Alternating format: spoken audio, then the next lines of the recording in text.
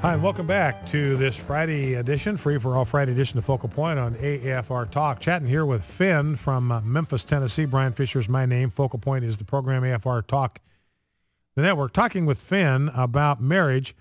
And Finn, if I understood you correctly, you're in sympathy with Rand Paul's view of marriage. You would like to see the government kind of get out of the institution of marriage.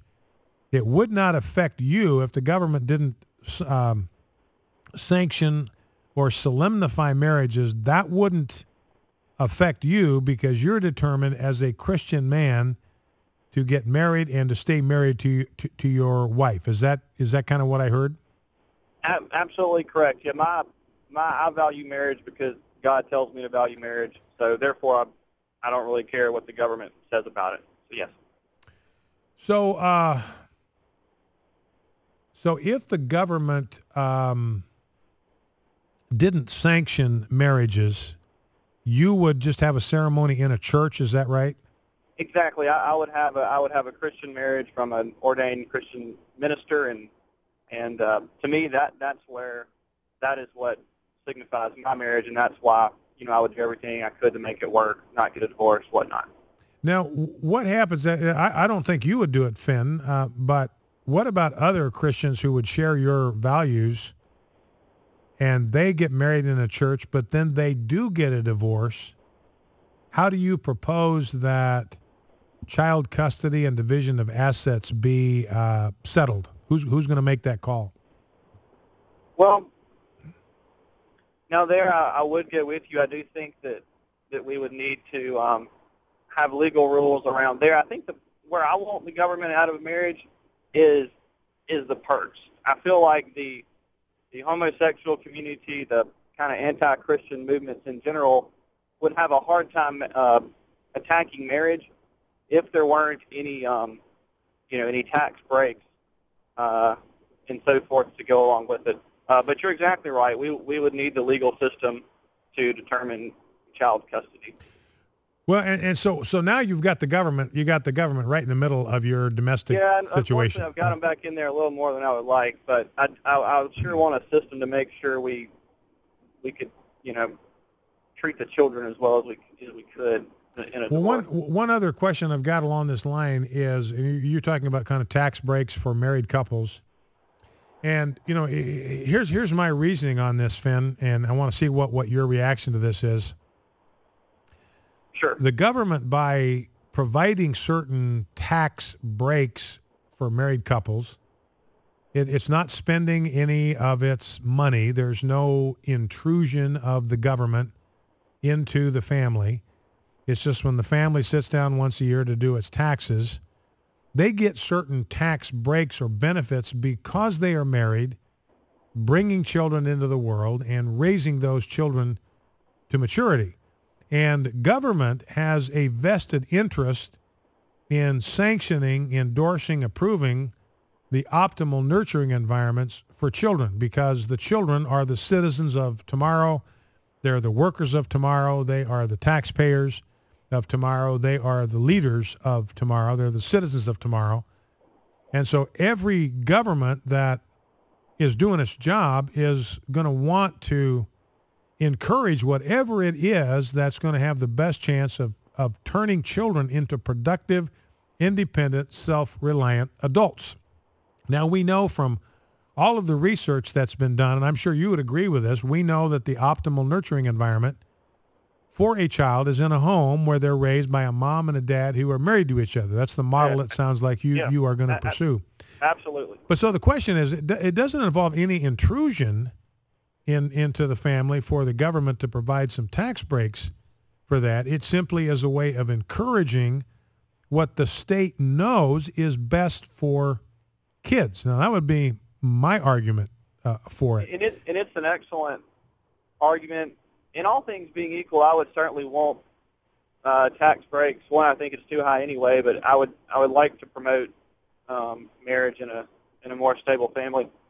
And maybe it's an improper view to take, and I'll think more about it after talking to you. But I was more proposing to remove the tax breaks more as an effort to hush all of the attacks. Yeah. Well, and see, let me respond to that, Finn, because to me that's short-sighted. Because if you remove the tax in the encouragement in the tax structure, which encourages people that marry, it gives them some kind of reward, if you want to use that term, for being married and raising children in a married household. If you take that away, it seems to me that the effect is to devalue marriage in the family. You're saying it's not in a different category than any other relationship, two people that are cohabiting or two people of the same sex that are living together. There's nothing that we value or prize or honor about this situation more than this situation over there. As far as we're concerned, they're all the same. None of them is better or superior than any of the others. And it seems to me that would be a mistake for the state to say, look, we don't think there's any particular value to a married couple raising children over a same-sex couple raising children, so we're going to take away all of the tax distinction between the two. Seems to me that would be a mistake, and what do you think about that? Yeah, you've got some great points. I'm glad I called because I'll think about it for sure.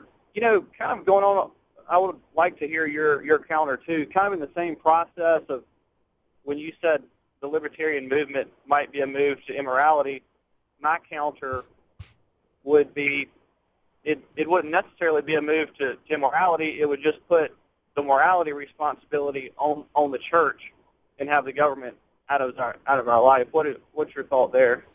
Well, let me ask you about something like prostitution. Okay.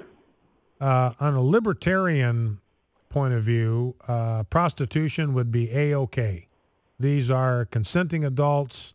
If they want to do it, if money changes hands, that shouldn't be anybody else's business. They ought to be free to do that. Who are we to pass moral judgments on that kind of conduct? Is that kind of how you would see? I mean, you wouldn't do it yourself, but you don't think the state should have a law against other people doing that? I don't care if the state puts it in there. I wouldn't want the federal government to do it. But if just for fun though.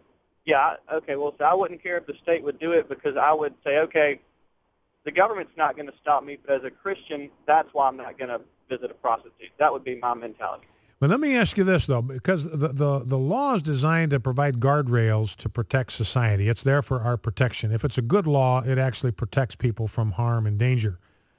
When you have places, Finn, where you do not have laws against prostitution or where it is it's allowed to flourish, what you wind up having is human trafficking.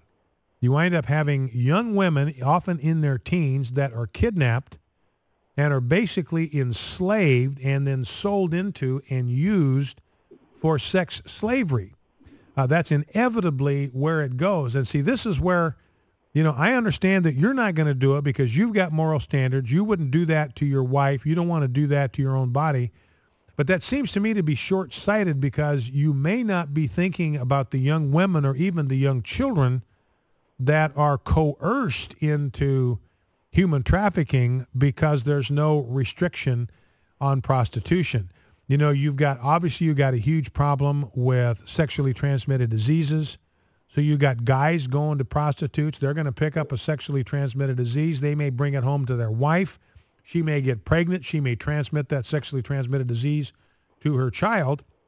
And so, 3 lives have been polluted instead of just one. And so it seems to me it's kind of short-sighted and almost kind of indifferent, Finn, or kind of callous to the damage that prostitution imposes on people, and what it does to a woman's view of herself, the way she is degraded, the way she is treated as a sex object in that trade. It just doesn't seem to me. I mean, if it was, we'd all want our daughters to be protected from getting drawn into that lifestyle. I don't want anybody's daughter to have to experience that because I know it's degrading, it's dehumanizing to be treated that way. I would not want that for any woman, and therefore I think we ought to have restrictions against that. Anyway, your thoughts. Last word. Okay, well, as far as the libertarian mindset, I would have thought, trafficking, young women, against their will would have been, illegal, kind of like slave trading. But going into, and I would of course be against that, and I would think that should be illegal. But going into, again, the prostitution, just for what it is now, I would not want prostitution for all the reasons you said, but I would almost rather the church influence society to the point that it didn't flourish, that it wasn't there. Well, how about the church influencing society to the point where the elected officials use the authority that God's given them to say, we are not going to permit this behavior in our culture. We know it's degrading, it's destructive, it is a danger to human health, and we're not going to permit it. And those that engage in it, there are going to be sanctions for those. How about the church affecting the public in that way? The only fear I would have there, personally, I would think that would be great, but it worries me that if the government, and if we're electing the officials on a state level and that's what they choose to do, I think that's wonderful. But if it was on the federal level, I would think, even though in this case it would benefit Christians for the government to have laws against prostitution, I would be afraid that if the tables turned, for example, if they had the same power, they may make it illegal to go to church or to be Christian. That's more my fear of the flip side, what it could turn to. Well, and I appreciate that. I appreciate your concern there. The problem with that, though, Finn, is if we took that point of view and pressed it to a logical extreme, we wouldn't have laws against anything because we would be so afraid that the law could be misused. I think there's no question that the law can be abused. It can be misused. And I agree with you entirely about the federal government. I mean, Finn, you look at the Constitution, and there's absolutely no place in the Constitution where the federal government is given the authority from the American people to intrude into issues of prostitution or drugs or anything else other than the ones that are shipped into the country. Controlling our borders, they've got a responsibility to do that. But that really is a matter for state and local authorities to decide for themselves, and I agree with you entirely about that. Well, listen, Finn, I appreciate the conversation. Thank you for hanging around. You have a great weekend, my friend. You too. Bye. All right, we'll be back with more phone calls after the break. So Donnie in Bartlesville, Oklahoma, hang on. Carl in North Carolina, hang on. Josh in Brookshire, Texas, hang on. We'll get to you coming right out of the break. You're listening to Focal Point on AFR Talk. Stay with us. We'll be right back.